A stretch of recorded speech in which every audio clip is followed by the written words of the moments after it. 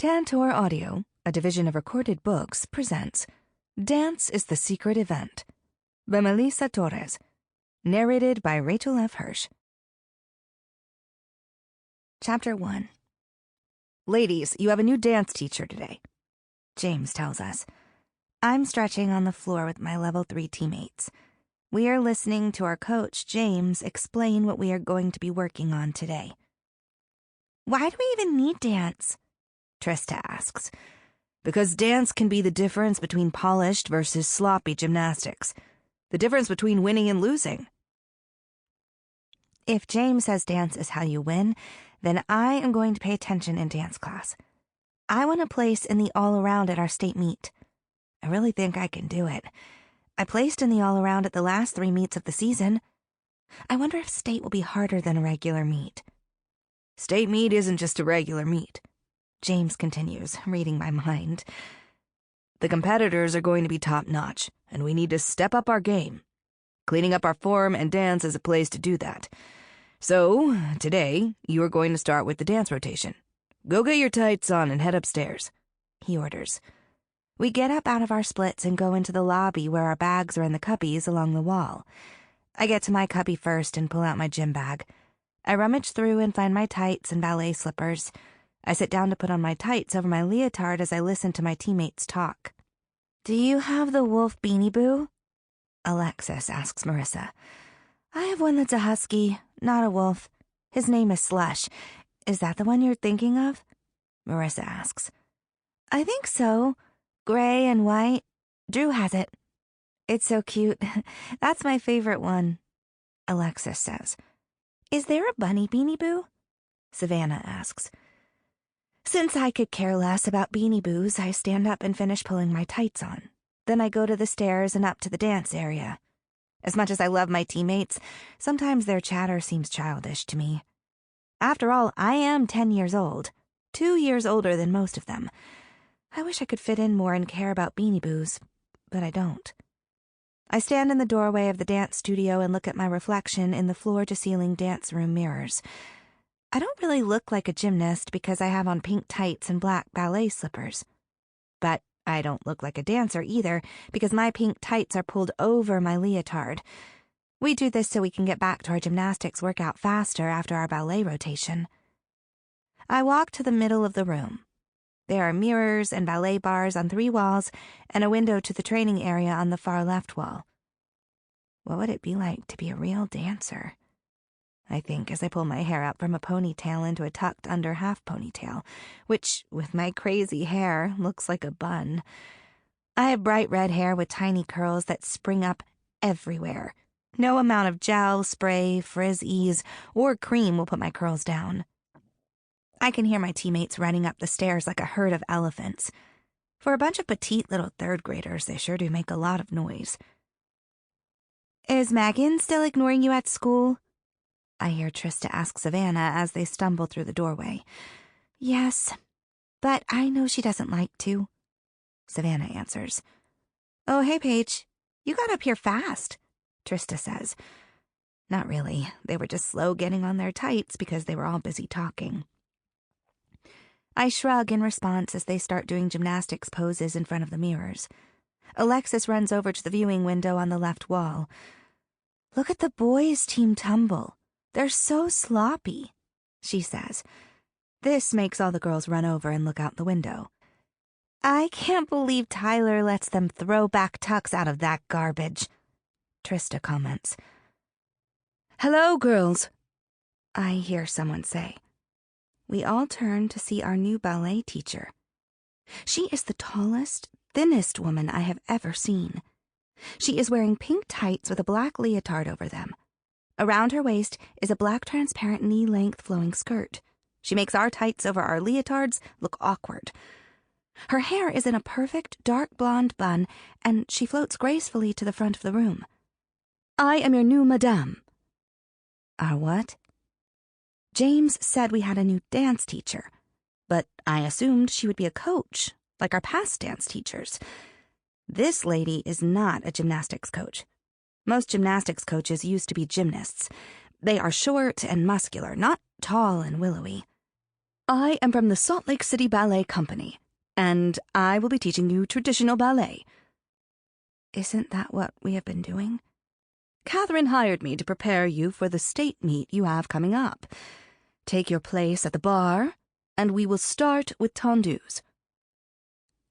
The rest of the team is standing, stunned, by the window.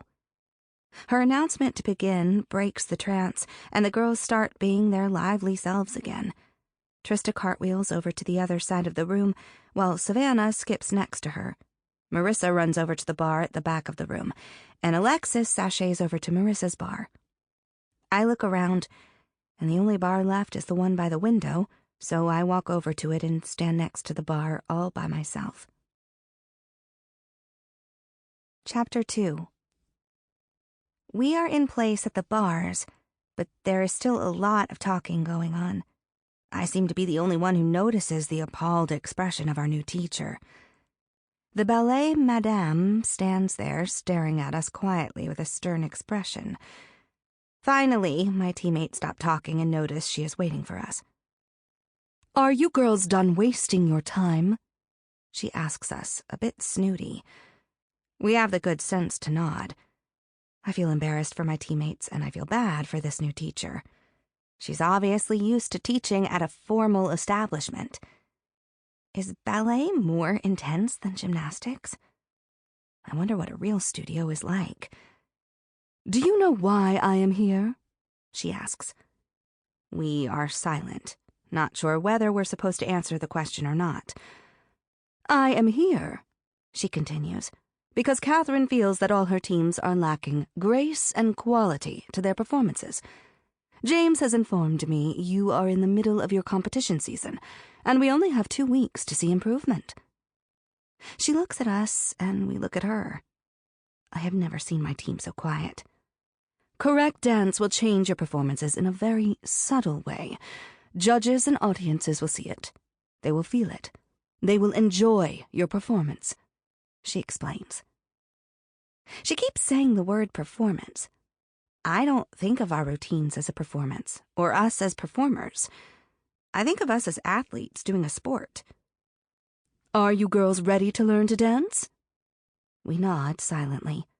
"Good. Then let's start with tendus. Fit position." I settle into my spot and raise my arm to the side for our tendus. Do you girls not know fit position for the arms?" she asks.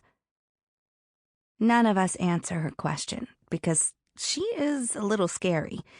And the last questions she answered for herself anyway. But the silence stretches, and finally Alexis speaks up. "We know," Alexis answers. "We usually keep our arms in second position for most of our drills because we get confused." "Confused?" she says, pressing her lips together. "I see. Well, let's do it how you are used to, and we can make changes from there." She has us do tendus and then battements. I enjoy the footwork and the music and feeling my body stretching out and moving through the positions. We end each set in releve and turn to do the other side. As I'm doing the battements on my second side, I can see my teammates. Marissa looks like a soldier, stiffly going through her movements, and Alexis looks like a limp noodle, and I can tell neither of them are enjoying themselves. I peek over to Savannah and Trista, and they are even worse. They are whispering and giggling to each other. I'm afraid to look back and see Madame's expression. We turn back to the other side, so I am facing front again to start our passés. I look at our poor teacher. Even though her posture is perfect, her neck is long and her head is held high, I can see she looks overwhelmed. This makes me giggle. Are we that awful? Maybe we are, compared to our dancers. But can they do a back handspring? I bet not. "All right, girls, let's move to the center and do some pirouettes." Really? Best dance class ever. Trista bounces to the center of the room and kicks up to a handstand and starts trying to walk on her hands in a circle. She falls pretty fast because handstand pirouettes are hard to do. I sneak another look at our new teacher, and she seems to be a combination of shocked and impressed. I take pity on her and Trista. Trista, in dance, a pirouette is what gymnasts call a full turn.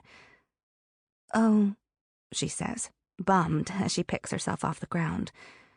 In gymnastics, I say, turning to the madame, we call walking on our hands in a circle a pirouette. The madame gives me a weak smile and says, "Thank you, Paige," I supply. "Thank you, Paige, for explaining things to me. I can see this is going to be a new challenge for me. You girls do a lot of the same things as dancers, but approach them differently." "What do you mean?" Marissa asks curiously. "Well," she begins, "when you girls tendu, you immediately tighten your leg muscles. You bunch them up. A dancer extends her muscles, makes them longer," she explains. I look down at my legs and try a tendu both ways, one with a quick squeeze and one trying to extend my leg out. They are different. "Very nice, Paige," she comments, and I look over to see everyone staring at me. "Let's do more tendus, practicing it right here how Paige is doing it. Try it both ways so you can feel the difference." "Seriously? Instead of turns?" Trista moans. "Yes, you girls need to understand the difference. Badly," she replies.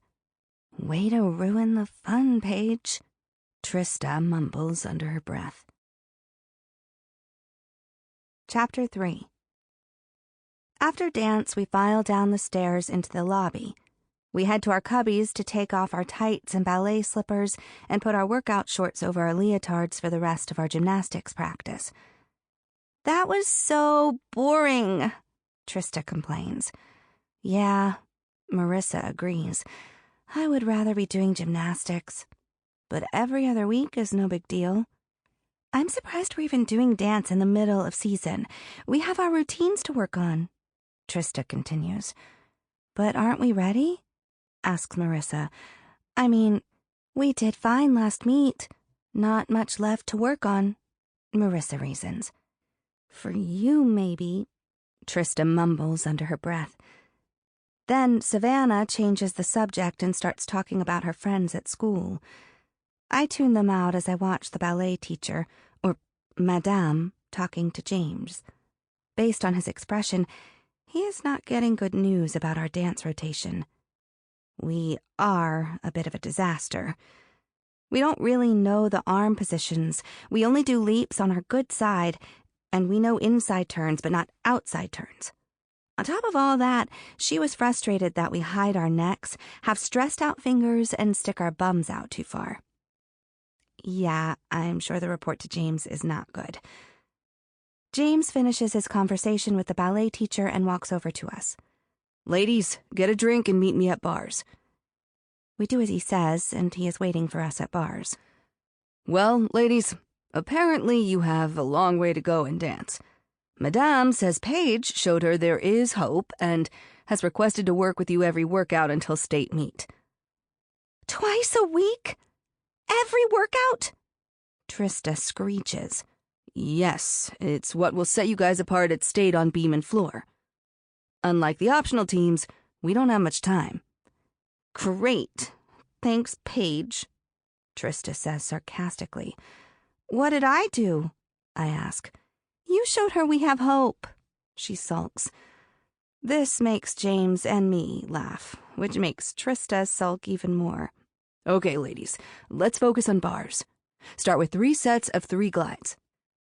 We get to work on bars, and thankfully, the dance fiasco is forgotten. "Don't be so grumpy with Paige," I hear Savannah defend me as she and Trista climb into Savannah's mom's car. "She just likes dance, kind of how you like floor," I hear Savannah say as she shuts the car door. This makes me smile to myself. Savannah is a really cute kid. She's only in 2nd grade. The rest of the girls are in 3rd grade, and I am in 5th. Sometimes I forget there is an age difference. But lately, like today in dance class, I can tell. Then again, Savannah surprises me with something so mature, like understanding me and defending me to Trista.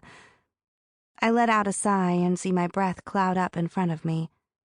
It's getting cold these late fall days in Snow-Capped Canyon.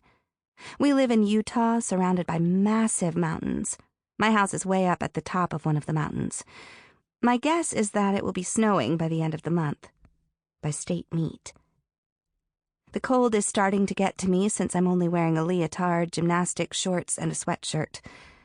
I wonder if I should be waiting outside, or if I should go back in the gym and wait for my mom there. Where is my mom anyway? Recently she's been distracted, forgetful, and late for things. Then I see her car turning into the parking lot and driving to the front door. I open the door when she pulls up, and she immediately starts apologizing. "Sorry, so sorry, Pumpkin." "It's okay," I assure her as I climb in. "It's getting cold as soon as the sun goes down," I comment. "Winter is close," she agrees. "Where are your sweatpants?" she asks, all worried and mom-like. "I just wore the sweatshirt," I answer, buckling up. She frowns, and I can tell she is trying to think back to when she dropped me off and why she didn't notice I wasn't wearing my pants over my shorts. "We got a new ballet teacher today," I share, trying to get her mind off worrying about my clothing. "Yeah? Why?" she asks. "Katie said we need a real ballet teacher instead of gymnastics coaches. She said that she's tired of all her teams looking sloppy and that we need to learn it right as soon as possible," I explain. "The optional teams don't start competing until January, so they have more time to get better than we do. But Katie said to start us with the new dance teacher anyway." "What's she like?" my mom asks. "Oh, Mom, she's beautiful," I gush. "And scary and interesting," I add. My mom glances back at me through the rearview mirror.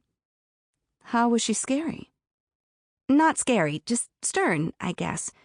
She teaches real ballet, like at a ballet company downtown. And up until now, I thought we were doing real ballet. Now I see we weren't," I explain. My mom chuckles. "Then what were you doing?" "Based on the expression on her face today, we were doing a sloppy job of imitating ballet." "Oh, Pumpkin, you guys are just kids. I'm sure she expected as much." She laughs.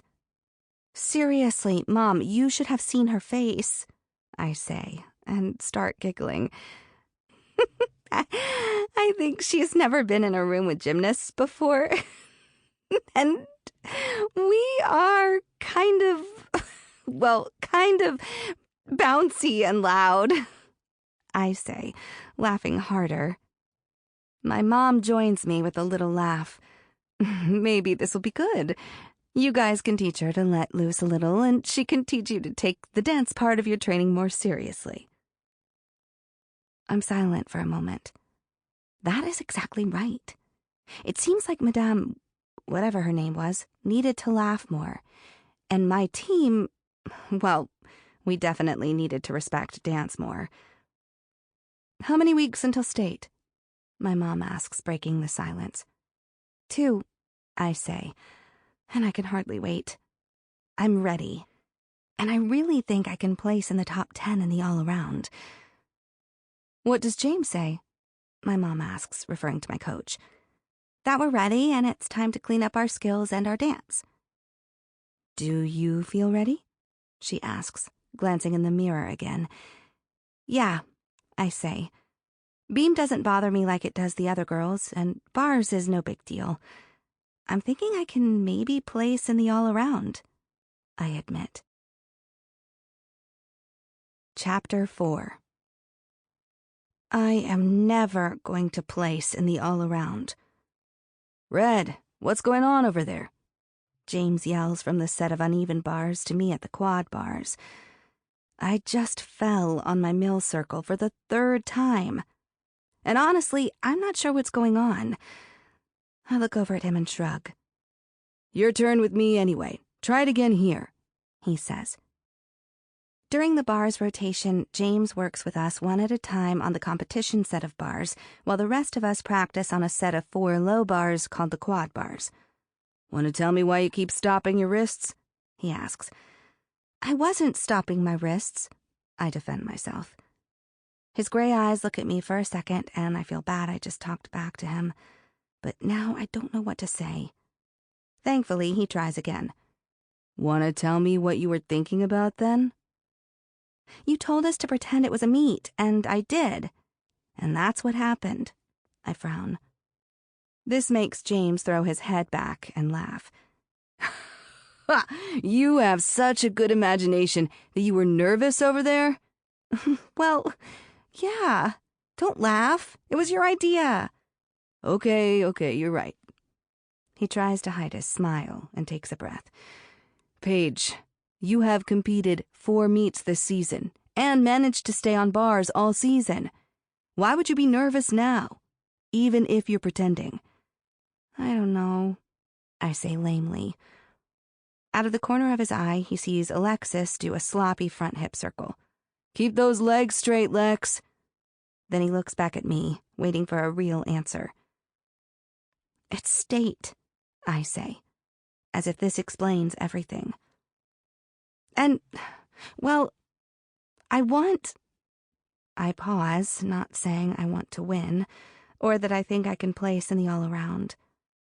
I'm a little embarrassed that this is my goal because it means beating my teammates.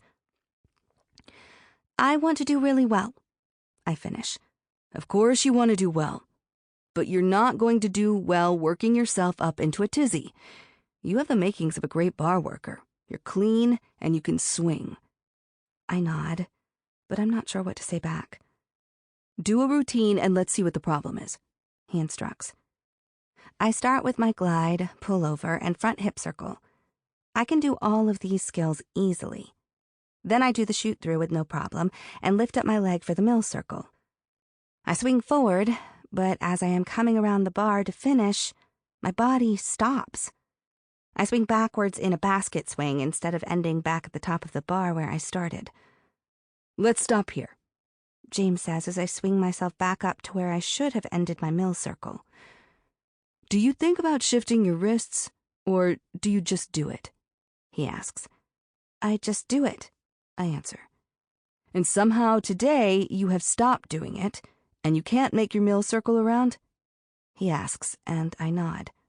"All right, so your mind has interfered, and now you need to be more aware of how to complete the skill." He thinks out loud. "Trista!" he yells over to the quad bars. "I'm sending Paige over. Show her how to do the wrist drills for mill circles," he yells. "Okay, coach," she says. Somewhere along the way, some of us have started calling James coach. It's unusual in gymnastics, but Alexis started it because her brothers call their baseball coaches coach. I walk over to Trista, curious about this drill I never knew about.